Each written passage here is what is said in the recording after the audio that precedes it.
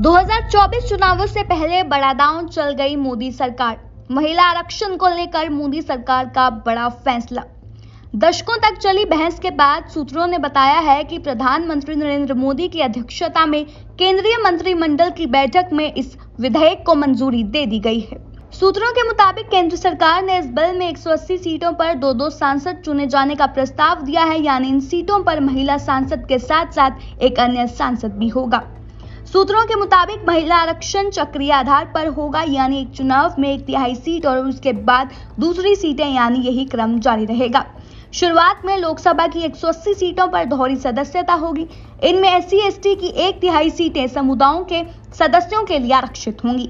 जानकारी के मुताबिक 2027 में परिसीमन के बाद सीटों की संख्या बढ़ाई जाएगी और उसके बाद एकल सदस्यता लागू कर दिया जाएगा। अभी अनुसूचित जाति SC के लिए 84 और अनुसूचित जनजाति ST के लिए 47 सीटें आरक्षित हैं। 27 सालों से पेंडिंग है बिल। करीब 27 सालों से लंबित महिला आरक्षण विधेयक अब संसद के पटल पर आएगा। आंकड़ों के मुताबिक लोकसभा में महिला सांसदों की संख्या 15% से कम है, जबकि राज्य विधानसभा में उनकी जो रिप्रेजेंटेशन है वो 10% से भी कम है। इस मुद्दे पर आखिरी बार कदम 2010 में उठाया गया था, जब राज्यसभा ने हंगामे के बीच बिल पास कर दिया था और मार्शलों ने कुछ सांसदों को बाहर कर दिया था, जिन्होंने महिलाओं को 43% आरक्षण का विरोध किया था। हालांकि ये विधेयक रद्द हो गया था क्योंकि लोकसभा से पारित नहीं हो सका था। लोकसभा में 14% महिला सांसद। वर्तमान स्थिति की बात करें तो लोकसभा में 78 महिला सदस्य चुनी गई, जो कुल संख्या 543 के 15% से भी कम है। बीते साल दिसंबर में सरकार द्वारा संसद में साझा किए गए आंकड़ों के अनुसार राज्यसभा में भी महिलाओं का रिप्रेजेंटेशन करीब 14% है। इसके अलावा 10 राज्यों की विधानसभाओं में महिलाओं का रिप्रेजेंटेशन 10% से भी कम है।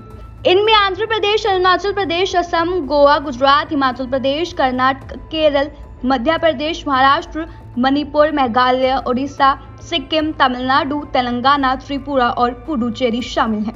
1996 के बाद से महिलाओं के लिए आरक्षण को वैध बनाने के लिए कई प्रयास किए गए, लेकिन कई दलों के कड़े विरोध के कारण सभी प्रयास विफल रहे। 2010 में आखिरी बार ऐसा प्रयास किया गया। UPA सरकार ने उच्च सदन में राष्ट्रीय और राज्य सदनों में 1/3 सीटें आरक्षित करने के लिए एक विधेयक पारित किया था, लेकिन इसे निचले सदन में नहीं ला सकी। सहयोगी दलों के जवाब में सदन आखिरकार बिल पास नहीं हो पाया। 2024 के आम चुनावों से पहले ये विधेयक NDA का एक महत्वपूर्ण राजनीतिक कदम है, लेकिन इसकी प्रभावशीलता और प्रभाव को मापने के लिए तौर तरीके महत्वपूर्ण रहेंगे। अब देखते हैं कि मोदी सरकार द्वारा पास किया गया ये जो बिल है वो कितना उनको फायदा करता है और कितना नुकसान, क्योंकि 2024 के चुनाव आने वाले हैं। तो देखना ये होगा कि ये जो महिला आरक्षण को लेकर मोदी सरकार का बड़ा फैसला है वो उन्हें किस तरह से सहायता पहुंचाता है। आपकी क्या राय है इस पर हमें कमेंट सेक्शन में बताना बिल्कुल ना भूलिएगा और तमाम ऐसी और जानकारी के लिए चैनल को सब्सक्राइब करना भी बिल्कुल ना भूलिएगा।